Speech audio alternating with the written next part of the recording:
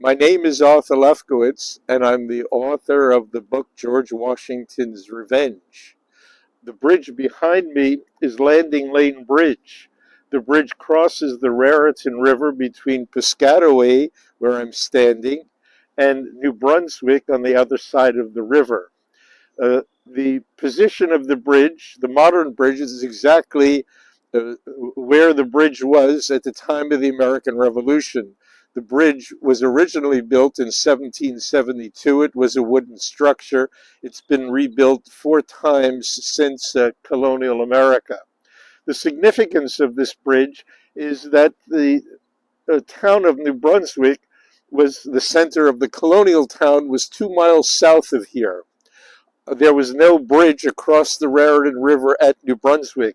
Washington's army arrived in New Brunswick on November 30th, 1776.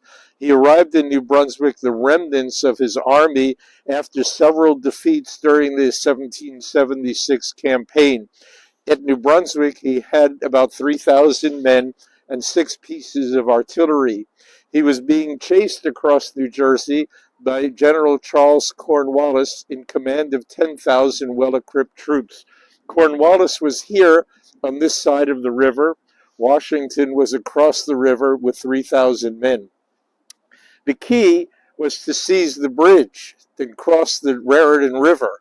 The Americans tore up some of the wooden planks of the bridge and positioned some riflemen over there on the other side of the river. They were keeping the British from crossing the bridge, but it was inevitable that that happened on December 1st.